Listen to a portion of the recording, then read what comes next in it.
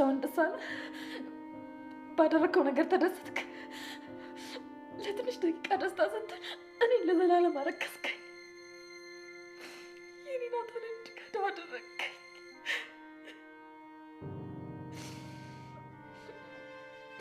እኔ ምንም አልተጸጸትኩም።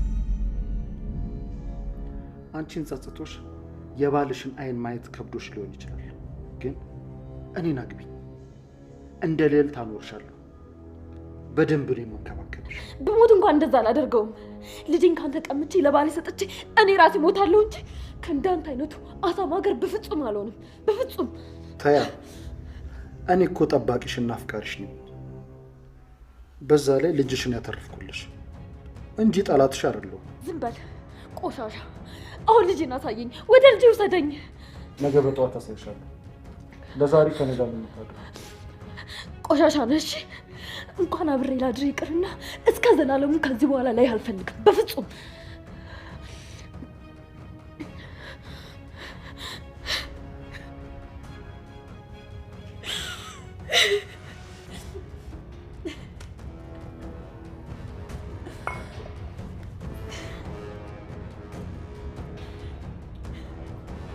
እባክሽ አታልቅሽ። እንዳትነካኝ፣ ቆሻሻ ነሽ። ደግሞ አንድ ነገር አውቅ፣ ስሜት የሚመራ ተራ ሰው ነሽ፣ ተራ ሰው።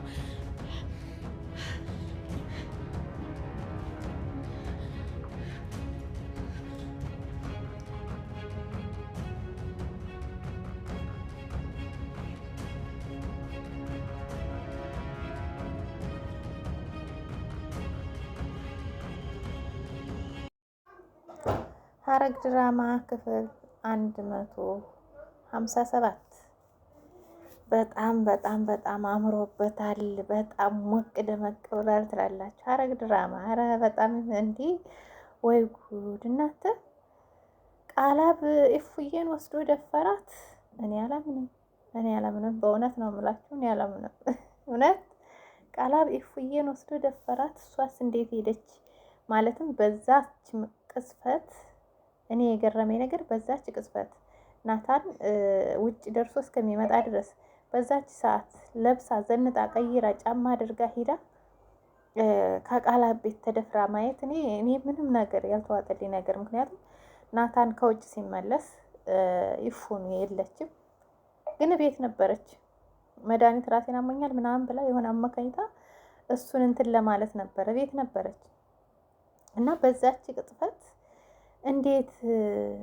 እንዴት በቃ ማለት ምን ጊዜ ወሰዳት? እንዴት ሳርጎ አደነዘዛት? እንደዛስ ሊደፍራትስ እንዴት ቻለ?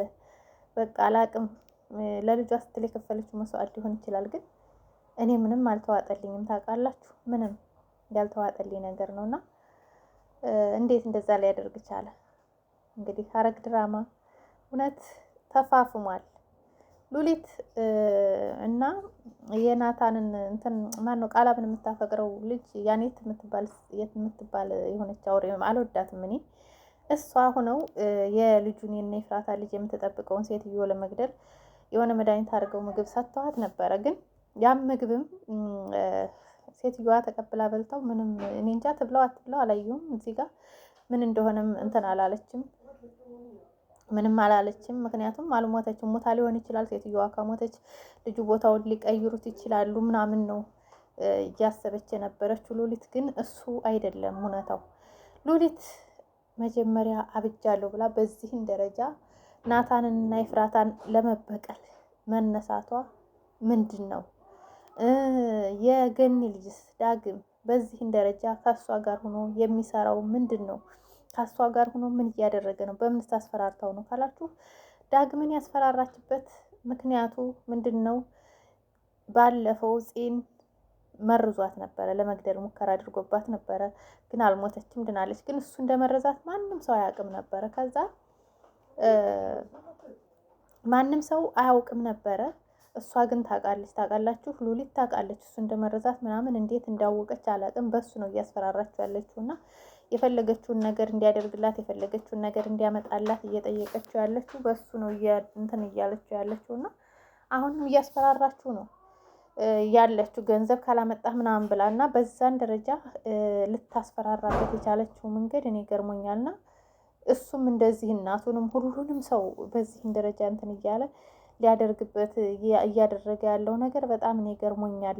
ኢፉንም እንደዚህ ማድረጉ በቃ እኔ እንጃ አላውቅም። የኢፉን ልጅ ለማስመለጥ ነው ወይስ ለራሱ ሌላ ውስጥ ገብቶ ነው የሚለውን ፈጣሪ ይወቀው።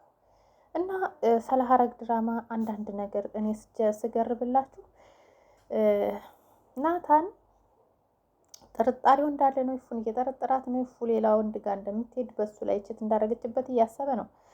በእርግጥም እውነት ነው። ቃላብ ደግሞ ስለሚያፈቅራት በልጇ ተጠቅሞ እሷን ማግኘት ነው የፈለገው እና እሷን የግሉ የራሱ ማድረግ ነው የፈለገው፣ ግን አይሳካለትም። እሷ ምክንያቱም ናታንን ታፈቅረዋለች፣ ትወደዋለች። እኔ እንጃ አላውቅም። ምናልባት እንግዲህ በሆነ ነገር በልጇ ምክንያት ሆኖ እሺ ብላው ከቃላብ ጋር ትኖራለች አትኖርም የሚለውን ወደፊት እናያለን። ግን የምትኖር አይመስለኝም። እሷ ልጄን ካንተ ተቀብዬ ለናታን ሰጥቼ እኔ ሞታለሁ እንጂ ካንተ ጋር መቼም አልኖርም ነው ያለችው። ቃላብ ደግሞ ኢፉን እንደ ልዕልት አድርጌ አኖርሻለሁ እኔ ሲላት ነበር። ቃላብም ልጁን ያስቀመጠበት ቦታ ሴትዮዋ በጣም እብድ ናት። ምክንያቱም የገንዘብ ሰው ናት። ገንዘብ ካገኘች ለምንም ወደኋላ እንደማትመለስ የምትታወቅ ናት። ሉሊትና ቃላብ እንዲሁም ደግሞ ዳግም ሆነው እያደረጉ ያሉት ነገር ምንድን ነው? ሁላቸውም ይተዋወቃሉ በዚህ ደረጃ። ሉሊት ግን ልጁን ካሱ ቀምታ በልጁ መደራደር ትፈልጋለች። ልጁን ካሱ መቀማት ትፈልጋለች። ከቃላብ መቀማት ትፈልጋለች። ለምን ብትሉ ናታንንና ኢፉን ማሰቃየት ትፈልጋለች። ታውቃላችሁ፣ ኢፉ አሁን ልጇ እንዳለ አውቃለች። እዚህ ጋር ደግሞ ዳግምም ልጁ እንዳለ አውቋል። ሉሊት ታውቃለች። ብዙዎቻቸው ልጁ እንዳለ በደንብ አድርገው ያውቃሉ። እዚህ ጋር ልጁ እንዳለ የማያውቁት ናታንና ጽዮን እንዲሁም ደግሞ ማን ነው ስሙ? ጽዮን፣ ገኒ እና ማን ነው ስሙ? ኤፍሬም ነው ማን ነው ስሙ? ስሙን አንጡልኝ። እሱ ናቸው የማያውቁት እና ሌሎቻቸው በደንብ ያውቃሉ። ግን እኔ ጥያቄ የሆነብኝ እዚህ ጋር ያፌት የት ሂዶ ነው? ያፌትን እኔ አይቼው አላውቅም። ያፌት ነፍስህን ይማረው። ሞትክ እንዴ ተመልሰህ? አይቼው አላውቅም። ያፌት የት ነው? እና ሉሊት በጣም ነው የምታስቀኝ። እግዚአብሔር ነው የምላችሁ። ያለምንም ሀሳብ ዘና ወልቀቅ ብላ ብጃለሁ ብላ እንደዛ ስትሆን ጫካ ለጫካ ስትሆን የነበረች ሴትዮ አሁን ደግሞ ዘና ፈታ ብላ ይኸው እየኖረች ነው ትላላችሁ። ቀጥ ብላ ገብታ ከቤት እነሱን እንደውም እያስፈራራች በእንትኑ እነሱን እያስፈራራች ከቤት ገብታ እየኖረች ነው። በዛ ደግሞ በላይ ደግሞ የቃላብን ልጅና የኢፉንና የናታንን ልጅ አግታ ከእነሱ መደራደር ትፈልጋለች። ያለውን ነገር ሁሉ ቀስ በቀስ እንትን ትላለች። እኔ የምለው ግን የፂ ፍቅረኛስ ወዴት ሄደ? በፊት ከእሷ ጋር እየሰራ ነበር። የት ገባ? ፂም ምክንያቱም አሁን እየተንከባከባት ስላለ አፍቅረዋለች። የኛውን ልጅ አላውቅም። በፍቅር እብድ ድብን ብለዋል። ለምን መሰላችሁ? በቃ ሁልጊዜም ስለሚያዝናናት ሁልጊዜም ስለሚያጫውታት፣ ያው ሴት ልጅ በቀላሉ ሰውን ልብ እንትን ትላለች እና ሳታፈቅረው አትቀርም። ለምን መሰላችሁ? በቃ 24 ሰዓት ከሱ ጋር መሆን ትፈልጋለች። እሱ ይዟት እንዲወጣ ትፈልጋለች። እሱ እንዲያዝናናት ትፈልጋለች። እና እዚህ ጋር አሁን ግራ ግብት ብሏቸዋል። ሁሉም ግራ ተጋብተው ነው ያሉት። ናታንም ድብልቅልቅ ያለ ሀሳብ ውስጥ ነው። ሁላቸውም እንዲሁ ኢፉም ለብቻው እሱም ለብቻው ሁላቸውም ለየብቻ ነው እያሰቡና እንትን እያሉ ያሉት ማለት ነው። ምክንያቱም ሁሉም ለየብቻ ነው። ለምን ብትሉ አንድ ላይ ቢሆኑ አሁን ያለውን ነገር ብትነግረው ወይ ለባሏ ለናታን አብረው ሆኖ ያለውን ነገር መጨረስ ይችሉ ነበረ፣ ያግዛት ነበረ። እሷ ግን በራሷ ብቻዋን መጨረስ ነው የፈለገች። በራሷ ብቻዋን ጨርሳለሁ ስትል ደግሞ እሷ ሌላ አደጋ ውስጥ ወደቀች። ምክንያቱም ወስዶ ደፈራት። በልጇ አመካይቶ ወስዶ ደፈራት አይደል?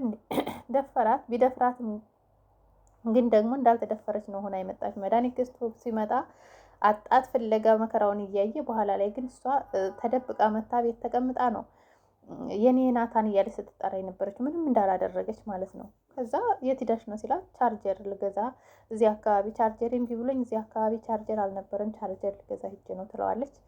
እሱም እንግዲህ አምኗት የሞኝ ነገር አምኗት እሺ ብሎ ነው የተቀበለው። በቃ ነገን እንዳይደነግጡ ልደውልላቸው ምናምን አለ። ከዛ በኋላም በማግስቱም ተነሳ ስራ ሄደ ምናምን።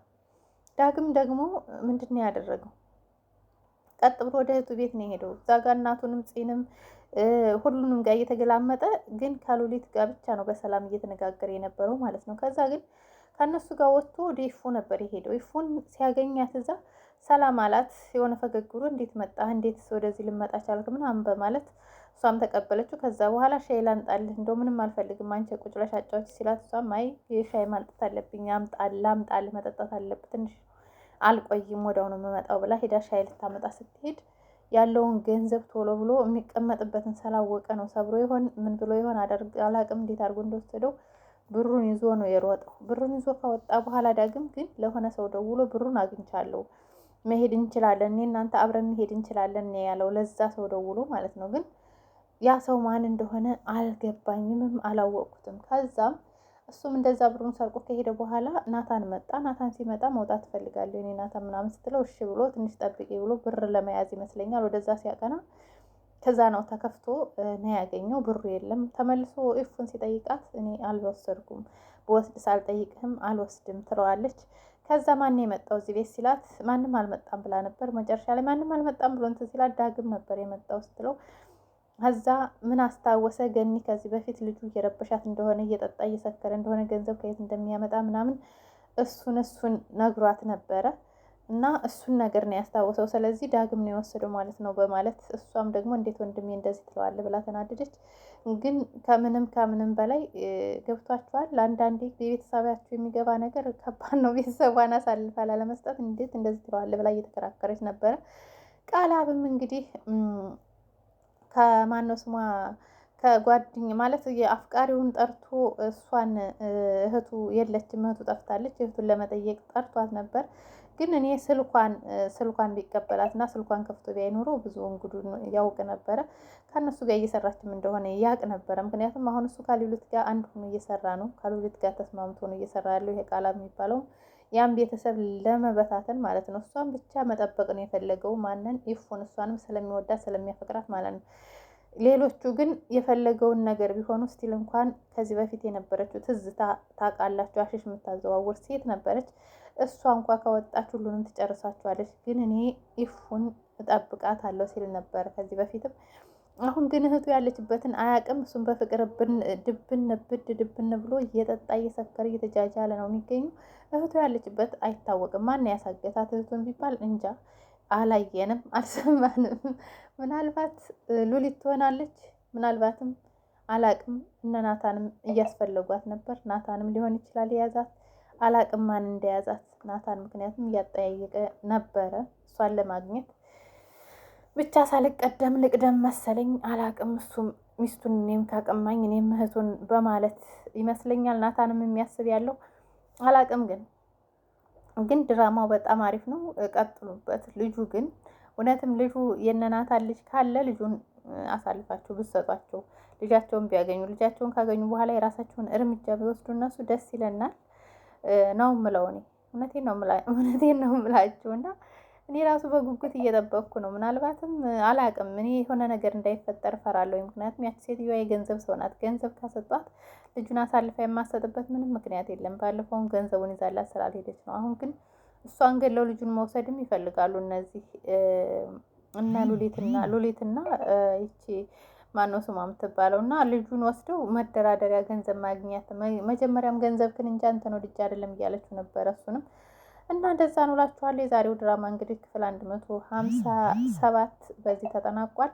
በቀጣይ ቪዲዮ እስከምንገናኝ ሰላማችሁ ብዙ ትረፍረፍ ይበል። ሰላም ሁኑልኝ ቤተሰቦቼ፣ ወዳችኋለሁ።